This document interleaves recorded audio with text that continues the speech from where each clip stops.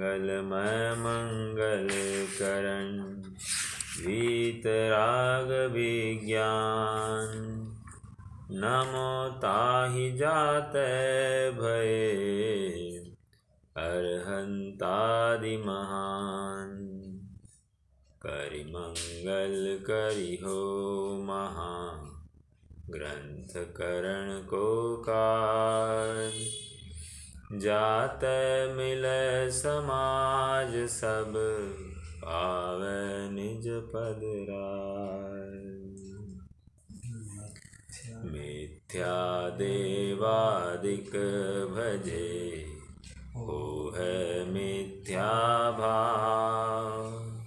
तज तिनको साचे भजो यह हित हेतु पाओ।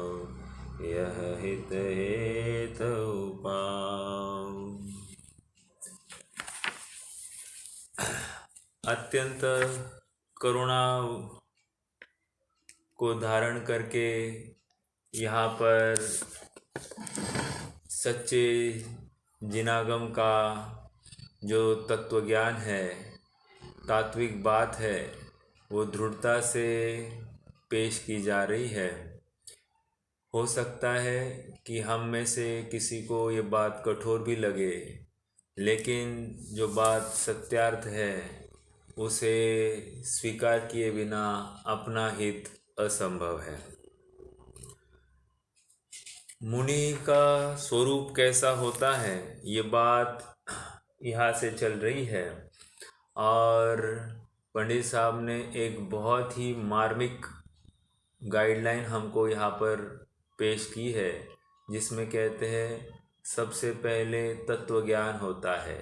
तत्व ज्ञान, तत्वों का ज्ञान, जीव तत्व, अजीव तत्व, इनका ज्ञान होता है। और उस ज्ञान के माध्यम से क्या होता है, भेद ज्ञान होता है। समझ में आया? तत्व ज्ञान और तत्व ज्ञान से भेद ज्ञान, क्योंकि जीव और अजीव में भेद पाड़ के देखता है और उसके लिए प्रज्ञा छहनी चाहिए। तो ज्ञान की जितनी धार बढ़ जाएगी उतना यह भेद ज्ञान करने के लिए समर्थ हो जाएगा। तो सबसे पहले तत्व ज्ञान हुआ। तत्व ज्ञान के पश्चात उदासीन परिणाम होंगे। उदासीन परिणाम अर्थात घर में रहकर घर से विरक्त हो जाता है, ऐसा सहज ही जीव का अंतस तैयार हो जाता है, जो ये दर्शाता है कि वो अब अपनी भूमिका को बढ़ाने के लिए एक प्लेटफॉर्म तैयार कर रहा है। और जैसे ही उसको ऐसे लगने लगता है कि मुझे ये क्षुधा, तृषा आदि तकलीफ देने के लिए समर्थ नहीं है, मैं बाधित नहीं होता हूँ, मुझे आकुलता नहीं होती है, संयोग का वियोग मुझे विह्वल करने में समर्थ नहीं है। ये शरीर भी हो तो ठीक, नहीं हो तो ठीक, ऐसी सहज मेरी एक परिणति हो गई है। तो वो जीव अपनी भूमिका को और एक ऊंचे लेवल पर ले जाने के लिए चारित्र को अंगीकार करता है। तो पहले ज्ञान, फिर श्रद्धान और फिर चारित्र का अवलंबन। तो इस प्रकार ये भूमिका बढ़ते हुए ये मुनि अवस्था को प्राप्त होता है।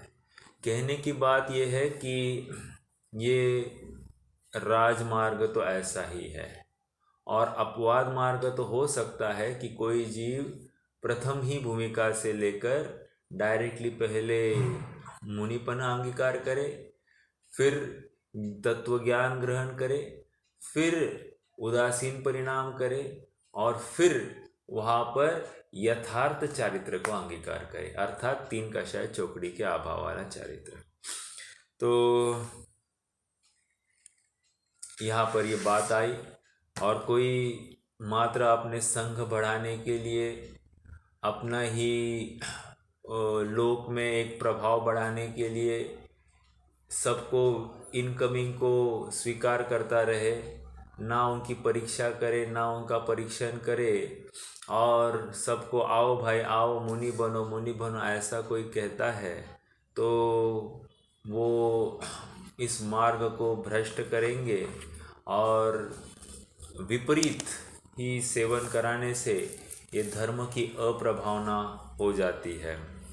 और इसलिए पंडित साहब ने यहाँ तक रुके नहीं है, अब वे अनेक उदाहरण देने वाले हैं जिनके माध्यम से सच्चा गुरु कैसा होता है, या गुरु पद में स्थित होकर कोई अगर विपरीत कार्य करता है तो वो कैसे निंदा को प्राप्त होता है, वो क्यों स्वीकार नहीं है, उसकी बात अब यहाँ पर रख रहे हैं। कल हमने एक क्षण उपदेश सिद्धांत रत्नमाला का देखा, जहाँ पर कह रहे हैं कि कोई गुरु पद में स्थित है और वो भाट की तरह मतलब चापलूसी करता है अपने श्रावकों की या आहारदाताओं की, उनकी बहुत प्रशंसा आदि करता है, तो वो भाट है, कहते हैं भाट। और उससे क्या हो गया, उससे वो स्वयं तो संसार में डूबने वाला है और साथ साथ जो उसकी सेवा करता है उसको भी संसार में ही लेकर डूबने वाला है। ये एक बात वहाँ पर आ गई। अब हम थोड़ा सा विषय को आगे बढ़ाते हैं।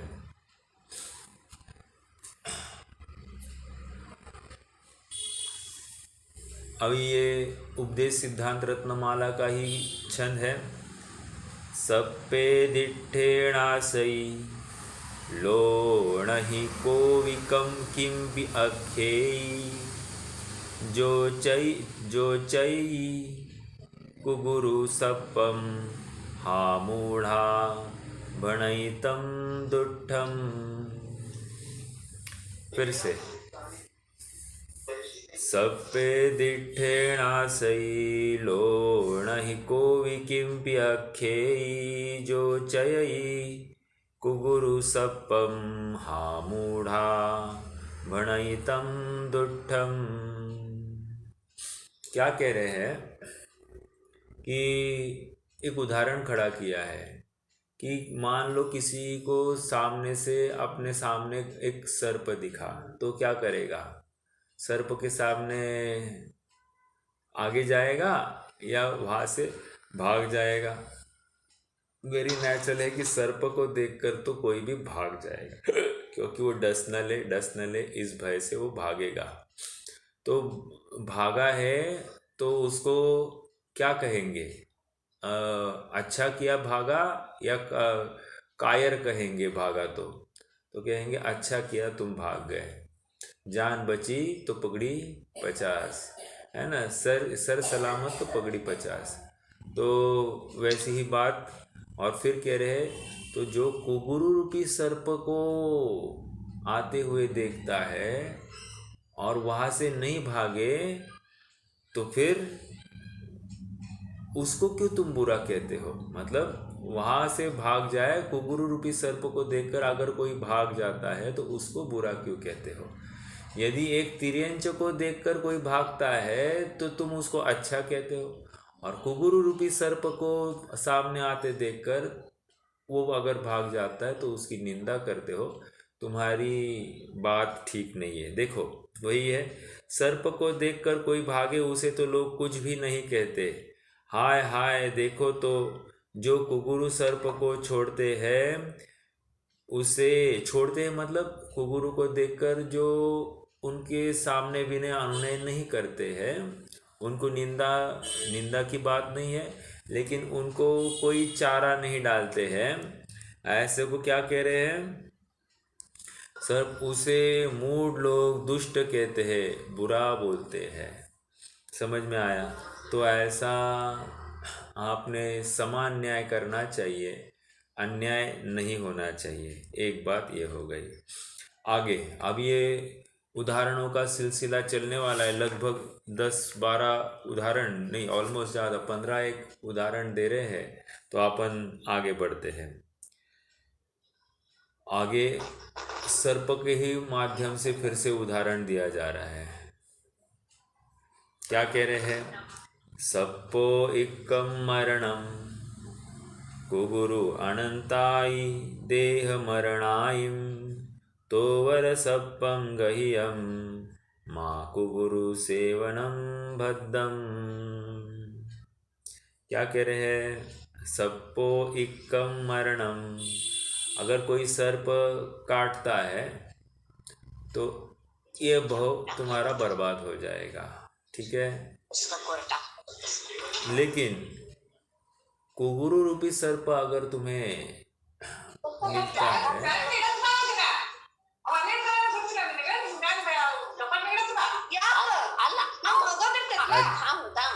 आजी आजी तुमचं माइक ऑफ करा.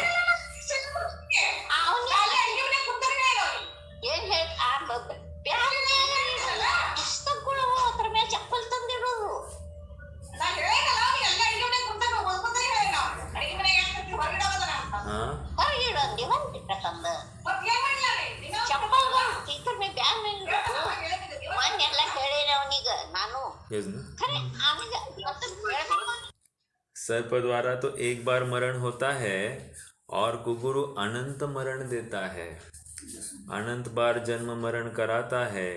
इसलिए हे भद्र, सर्प का ग्रहण तो भला, कुगुरु का सेवन भला नहीं है।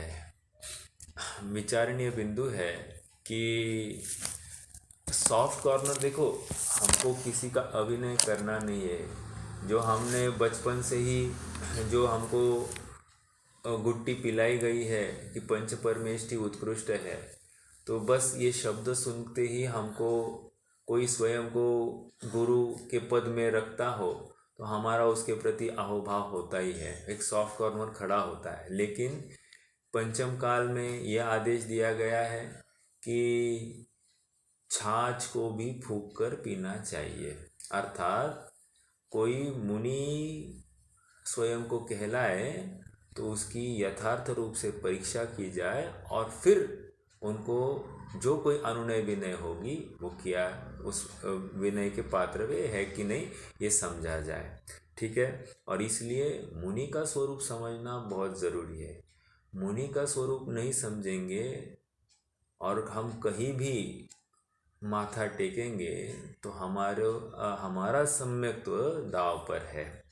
आइए आगे बढ़ते हैं। वहाँ और भी गाथाएं यह श्रद्धा दृढ़ करने को कारण बहुत कही है, सो उस ग्रंथों से जान लेना।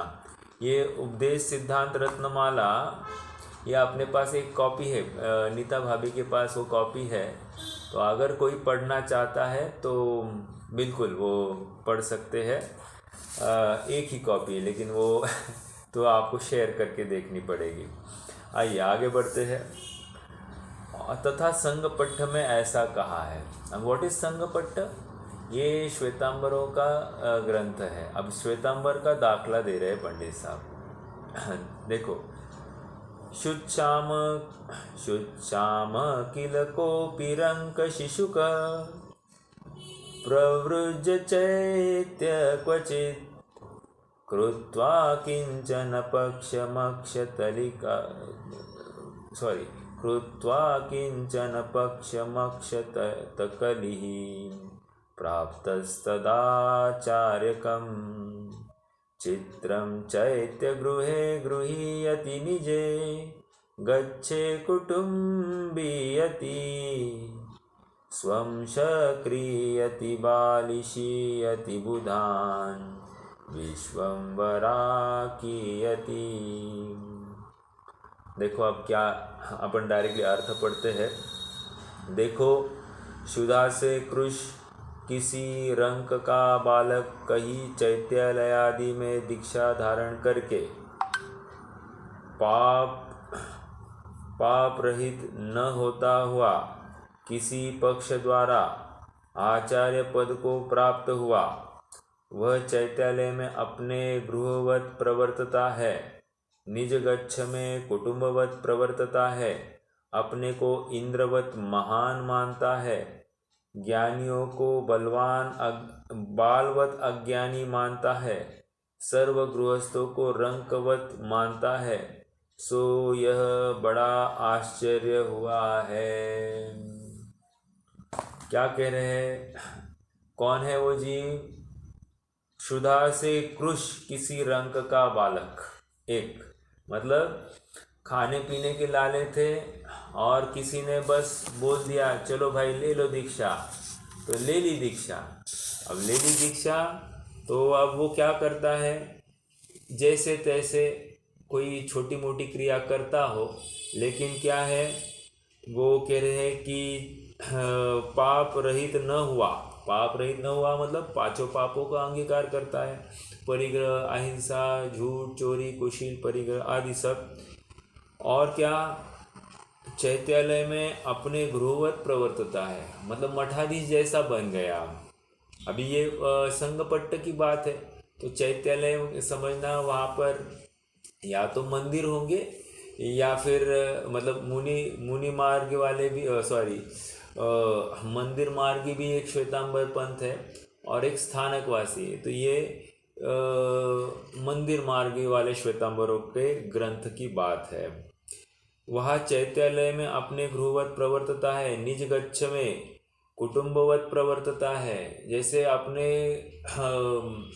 घर के सदस्यों के साथ में जो देवा लेवा होता है वैसा कुटुंबवत प्रवर्तता है। अपने को इंद्रवत महान मानता है, मतलब थोड़े बहुत कपड़े आदि पहन लिए और लोग आकर थोड़ा सा नमस्कार आदि करते होंगे तो अपने को उसको लेकर महान मानना, और बाकियों को बालवत मानता है, अज्ञानी मानता है, सर्व गृहस्थों को रंकवत मानता है, सो यह बड़ा आश्चर्य हुआ। अब ये संगपट्ट की बात है। और एक संगपट्ट में ही दाखला आया है, तो वहाँ पर मात्र उन्होंने उसको नोट किया, तथा यैर्जातो न च वर्धितो न च क्रीतो इत्यादि काव्य है। उसका अर्थ ऐसा है, जिनसे जन्म नहीं हुआ है, बढ़ा नहीं है, मोल नहीं लिया है, देनदार नहीं हुआ है, इत्यादि कोई प्रकार संबंधी नहीं है, और गृहस्थों को वृषभवत हाँकते हैं, जबरदस्ती दानादिक लेते हैं, सो हाय हाय यह जगत राजा से रहित है, कोई न्याय पूछने वाला नहीं है। क्या है यहाँ पर भी, मतलब कोई मुनि होकर ये सब कार्य करे तो भी शोभा नहीं है, वो दीनता को, निंदता को प्राप्त होता है। यहाँ कोई कहता है तो यह तो श्वेतांबर विरचित उपदेश है, उसकी साक्षी किस लिए दी? आप किसका आधार दे रहे? श्वेतांबरों का आधार दे रहे। अरे हाँ, जब वे इसको निंदनीय मानते हैं तो हम तो मान ही लेते हैं, इसमें कौन सी बड़ी बात है। देखो, जैसे नीचा पुरुष जिसका निषेध करे उसका उत्तम पुरुष तो सहज ही निषेध करते हैं, उसी प्रकार जिनके वस्त्रादिक उपकरण कहे हैं वे ही जिसका निषेध करे, तब दिगंबर धर्म में तो ऐसी विपरीतता का सहज ही निषेध हुआ। ठीक है, मतलब कोई छोटा अगर निंदा कर रहा है हमसे हीन, तो हम ऊंचे हैं तो वो तो निंदक हो, मतलब वो तो निंदा का कार्य हुआ ही हुआ है। ठीक है, तो ऐसा वहाँ पर तो किसी को भी वे दीक्षा देते हैं, क्योंकि हमने देखा था कि शूद्र की भी मुक्ति मानी है वहाँ पर, तो इसलिए नीच कुल वाले को भी वहाँ पर दीक्षा दे देते हैं और उसकी मुक्ति भी मोहना मानते हैं। तो तुम तो बस आ जाओ, हमारे यहाँ पर आ जाओ। ठीक है, अब आगे, तथा दिगंबर ग्रंथों में भी इस श्रद्धान के पोषक वचन है। अब दिगंबर ग्रंथों की बात करेंगे, और सबसे पहले किसको, कोर्ट में तो अब आचार्य कुंद कुंद जो सबको स्वीकृत है, तो उनको यहाँ पर पिछले उदाहरण में श्रद्धा को जहाँ ठेस पहुंचा है, वो ऐसा कुछ समझ में नहीं आ रही है ये उदाहरण में। हाँ, अभी के उदाहरण नहीं नहीं, श्रद्धा को ठेस मतलब क्या, आप मुनि पद में आकर आप क्या क्या कर रहे हो, तो ये सब श्लाघ्य कार्य है, छोटे कार्य है, तो ऐसों को आप नमस्कार, हम कैसे नमस्कार कर सकते हैं? तो वहाँ पर तो वे भी कहते कि मुनि होकर तो त्यागी वैरागी ही होना चाहिए, तो मात्र आप दीक्षा दे दो, ये इतनी बात नहीं चलेगी। समझ में आया? इतना ही वहाँ पर ये तो श्रद्धा को ठेस होती ही है ना, क्योंकि कोई मुनि जैसा आचरण नहीं करे तो वो तो श्रद्धा को ठेस है। दूसरा कोई मुनि होकर संघ संचालन करे या फिर पैसा आदि इकट्ठा करे या हिसाब किताब रखे, ये कितनी बड़ी बात है। देखो एक श्वेतांबर में एक मुनि हुए थे, मुझे नाम याद नहीं है, लेकिन उनका वो ब्याज से पैसे घुमाते थे और उनका खून हुआ था। औरंगाबाद में हुआ था कहीं, मुझे अभी नाम नहीं मालूम, लेकिन मैंने ये सुनी हुई बात है। ये 25-30 साल पहले की बात है लगभग। कहने की बात इतनी है कि वहाँ पर यह कार्य मतलब मुनि अवस्था में होकर भी आप ये सब कार्य करते हो तो कैसे होगा। ठीक है, ये श्रद्धान को तो श्रद्धा है ही नहीं ना, और ऐसों को अपन नमस्कार करे एज ए श्रावक तो कैसे संभव है। तो ये यहाँ पर संघपट्ट में ऐसे आचरण करने वालों को निंदनीय कहा है। तो जब संघपट्ट में ही कहा है तो हम भी ऐसे हीन आचरण करने वाले को तो कहते ही कहते हैं। तो जब वो हमसे हल्के कोई है वो अगर इसकी निंदा कर रहा है ऐसे कार्य की, तो हमने तो की ही की है, ऐसा इसका अर्थ हुआ, बाकी और कुछ नहीं। चलिए आगे।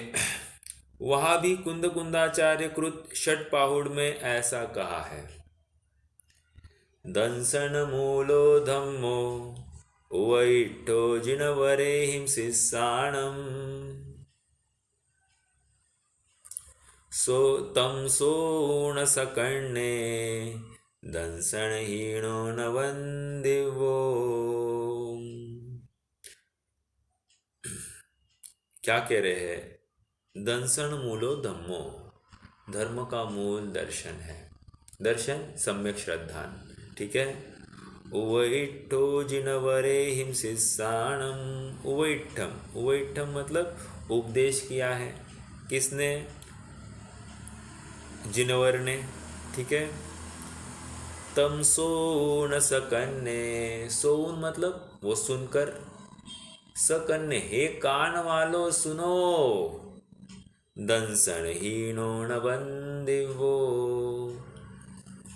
दर्शनहीन वंदना, वंद नहीं है दर्शनहीन, ये यहाँ पर कह रहे हैं। ठीक है, तो थोड़ी सी भी कमी हो, थोड़ी सी भी कमी, वो दर्शनहीन वंदनीय नहीं है।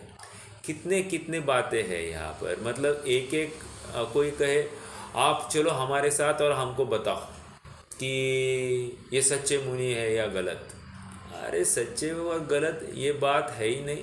पहली बात तो वे कहा है, पहले ये समझ में आया कि वे नगर में है तो बात ख़त्म, नगर में कोई मुनि रहता ही नहीं। मान लो नगर में किस काम से आए हैं, आहार के लिए, तो फिर ठीक है, आहार के लिए आए तो फिर किस प्रकार आहार लेते हैं वो देखो। आहार का देख लिया, फिर उनके पास पींची है क्या, पींची कैसी है, उनका कमंडलू है क्या, वो कैसा है, ये सब समझो और उसके अनुसार अपन निर्णय कर सकते। बहुत छोटी चलते हैं तो कैसे चलते हैं, वो उनकी दृष्टि कैसी होती है, बातें करते करते चलते हैं क्या, आदि सब देखो। और ये परीक्षण के बिंदु है, अपने आप पता चलता है। मतलब एक भी गुण नहीं दिखा तो ये मुनिपना सिद्ध नहीं हुआ, बात तो ये चल रही है। ठीक है, तो दंसन मूलो धम्मो, क्योंकि चारित्र आपको 100% दिखाई देना चाहिए, वही तो दिखता है, और उसमें भी कुछ कमी होगी तो श्रद्धान की तो बात ही नहीं रहती है, तो मिथ्या दृष्टि ही है। तो ये यहाँ पर समझा रहे हैं। ठीक है, सम्यक दर्शन है मूल जिसका, ऐसे जिनवर द्वारा उपदेशित धर्म है उसे सुनकर हे कर्ण सहित पुरुषो यह मानो कि सम्यक्त्व रहित जीव वंदना योग्य नहीं है। जो आप गुरु के श्रद्धान सहित सम्यक्त्व कैसे हो सकता है, बिना सम्यक्त्व अन्य धर्म भी नहीं होता। धर्म के बिना वंदने योग्य कैसे होगा। ओके, आगे दूसरा भी, ये भी दर्शन पाउड़ की 8वीं गाथा है। जे दंसणे सुभट्टा णाणे भट्टाचरित भट्टाय एदे भट्ट विभट्टा से संपि जनम विनाशंति।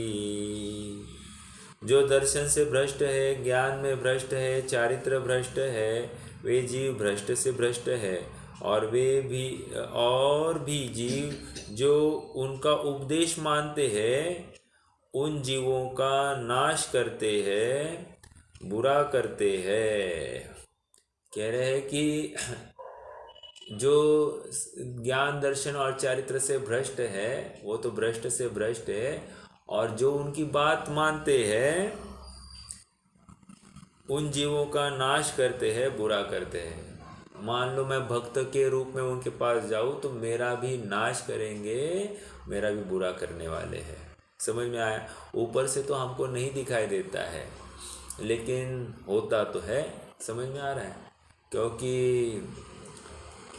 मान लो कोई चातुर्मास ही करना है, तो मुनि की अगर व्यवस्था करनी है तो कितना खर्चा होता है। यहाँ तक होता है कि भाई तुम्हारा बजट है क्या, इतना संघ आएंगे हमको मिलने, तो उनकी सारी व्यवस्था करने की तुम्हारी ताकत है क्या। ये सब बातें वहाँ पर चलती है। कितने लोग आते हैं, कितनी सभा होती है भाई। क्वांटिटी चाहिए, क्वालिटी की बात नहीं है, क्वांटिटी कितनी है। तो वो बस उस क्वांटिटी को देखकर उस लोकेशन को फाइनल करते हो।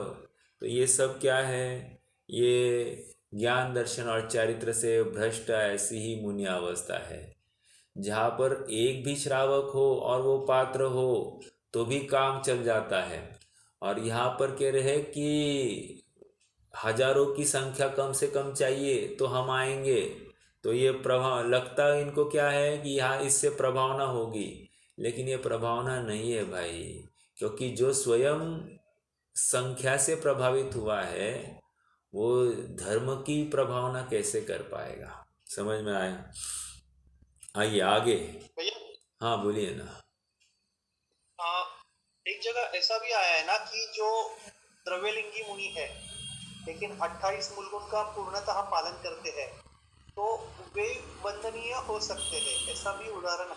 बिल्कुल बिल्कुल है ना। तो बात यहाँ ये, पे मैं वही तो कह रहा हूँ कि हमको बाहर से चरणान योग 100% दिखाई दे तो वो दर्शन योग्य है या नमन योग्य है। एक भी बिंदु नहीं है तो फिर वो पूज्य नहीं है, ये कह रहे हैं। क्योंकि फिर श्रद्धा में खोट है। हम तो परीक्षण बहिरंग आचरण से तो करने वाले हैं, हम थोड़ी अंतरंग उनका टटोल सकते हैं, बिल्कुल नहीं टटोल सकते। तो अब बहिरंग ही हमको हमारे पास पैरामीटर है, और उसी से हम उनको सम्यक दृष्टि भी घोषित कर सकते हैं। ये बात याद रखना। तो आपका प्रश्न क्या था? वैसे मैं प्रश्न नहीं समझ पाया।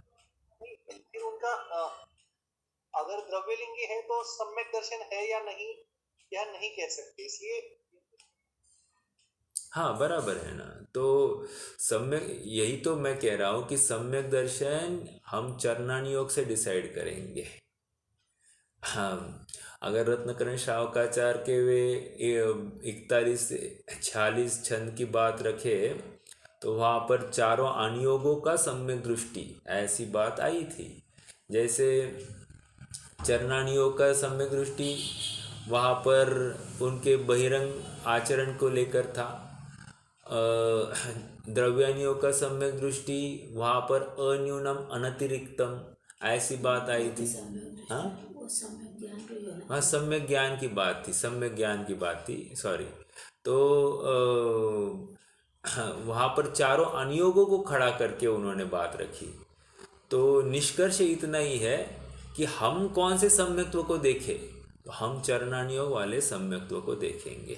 समझ में आ रहा है। और उससे ही डिसाइड करना है। बाकी तो अंतरंग में 41 प्रकृतियों का निरोध हमको दिखाई नहीं देता है, आपा पर का श्रद्धान हमको दिखाई नहीं देता है। तो फिर हमारे पास बचा क्या? बस उनका बहिरंग आचरण, प्रशम, संवेग, निर्वेग, अनुकंपा, आस्तिक्य आदि जो गुण है उनके माध्यम से हम उनका सम्यक्त्व को डिसाइड करेंगे। तो द्रव्यलिंगी भी कहना नहीं भैया उनको, उनको तो सम्यक दृष्टि ही कहना है। द्रव्यलिंग तो क्या है, ये उदाहरण मात्र दिया है हमको, और इसको देखने की सामर्थ्य केवल ज्ञान में ही है। तो केवल ज्ञान कहे तो उसमें विरोध नहीं, लेकिन हम नहीं कह सकते। इसलिए आपको ये मूलाचार आदि ग्रंथ अगर अपन पढ़ेंगे ना, तो वहाँ पर ये यहाँ तक कहा है कि मान लो कोई मुनिराज दूसरे संघ से यहाँ आए, मान लो भूत बलि और पुष्पदंत ही आ गए धरसेन स्वामी के पास। तो धरसेन स्वामी ने क्या किया, 2 दिन उनको रेस्ट दी, जाओ भाई हम तुमको ऑब्जर्व करेंगे, तुम हमको ऑब्जर्व करो। बस ऑब्जर्वेशन ही ऑब्जर्वेशन चलता है, कुछ दूसरी बात नहीं। ये इतना होने के बाद में फिर उनको सूत्र की सिद्धि करने के लिए उन्होंने वो सूत्र सुनाया, फिर सूत्र की सिद्धि के लिए चले गए, फिर वे आ गए और सिद्ध करके आ गए। कहने की बात इतनी है कि ऐसी परीक्षा मुनिराज आपस में करते हैं। मान लो हम मुनिराज है तो नमोस्तु नमोस्तु वो तो ठीक है, लेकिन ये ऑब्जर्वेशन चलता ही चलता है। तो ये पूरी अपने यहाँ पर बात है कि ब्लाइंडली कुछ फॉलो नहीं करना, जैसा योग्य है उसमें फिर आप नमस्कार करो तो कोई विरोध नहीं है। ठीक है, आगे।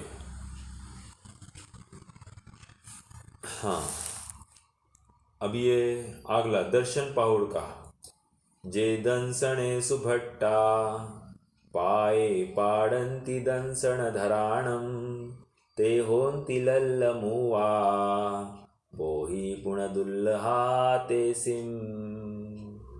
जबरदस्त। यहाँ पर तो पाडंती एक शब्द है पड़ंती और एक है पाडंती। पड़ंती मतलब स्वयं करते हैं और पाडंती मतलब करवाते हैं। क्या, पैर पड़वाना और पैर पड़ना, ये 2 बातें हैं। अब यहाँ पर इस गाथा में पैर पड़वाना मतलब मैं मुनिराज हूँ, मतलब मुनि भेष में हूँ, और मैं ज्ञानियों से सबसे मेरे पैर पड़वाता हूँ, मैं मेरी जयकारा करता हूँ, मेरी महंतता प्रकट कराता हूँ। तो ये कह रहे हैं कि ये मिथ्या दृष्टि है और दूसरों मात्र भेष अंगीकार करके दूसरों से पैर पड़वाता है और विषय कषाय में आसक्त है। तो ऐसा जीव ते होंति लल्लमुवा मतलब लूले और गूंगे हो जाएंगे। और आगे क्या कहा, बोही पुनः दुल्लहा तेसिम, बोधि मतलब रत्नत्रय बोधि की प्राप्ति उनके लिए दुर्लभ हो जाएगी। देखो, जो आप तो सम्यक्त्व से भ्रष्ट है, सम्यक्त्वधारियों को अपने पैरों पड़वाना, अंडरलाइन पैरों पड़वाना चाहते हैं, वे लूले गूंगे होते हैं अर्थात स्थावर होते हैं तथा उनके बोध की प्राप्ति महादुर्लभ होती है। अब ये क्या है, दूसरों से पैर पड़वाना। अब ये श्रावकों के लिए बात आई। जेवी पड़ंती च ते सिम, इमीडिएटली 13वीं गाथा है। ठीक है, ये 12वीं गाथा दर्शन पाहुड़ की थी, ये 13वीं गाथा दर्शन पाहुड़ की। पेज नंबर 182 पर देखिए। जेवी पड़ंती च ते सिम जानन्ता लज्जागारव भयेण ते सिम पीणत्थि बोहि पावम अणुमोयमाणाणम। पावम अणुमोयमाणाणम, पाप का अनुमोदन किया है तो क्या हुआ, कह रहे हैं कैसे पाप का अनुमोदन किया, लज्जा गारव और भय से। गारव मतलब वहां पर लघुता आ गई, भय समाज वाले क्या कहेंगे, शर्मिंदा होकर क्या करता है, वो किसी को गुरु के नमस्कार करता है, लोभ भयवश होता है कि नहीं ऐसे। कि सब कर रहे हैं और मैं नहीं करूँ तो कितनी बड़ी तकलीफ हो जाएगी, क्या कहेंगे, निंदा होगी अपनी, हमको स्वीकार नहीं करेंगे, आदि आदि अनेक विकल्पों की धारा हमें निकलती है। तो कह रहे हैं अगर ऐसा कोई नमस्कार करता है तो उसको सम्यक्त्व रूपी बोधि की प्राप्ति नहीं होगी। एक, वे जीव पाप की अनुमोदना करते हैं। कितनी बड़ी बात है, पाप की अनुमोदना करते हैं, इसलिए सम्यक्त्व के 25 दोष कहे, वहाँ पर षट अनायतन कहे। एक तो कुगुरु, कुवृष और कुसेवक, नहीं कुगुरु कुरुष नहीं, और उनके सेवक, ऐसा था। षट अनायतन क्या है?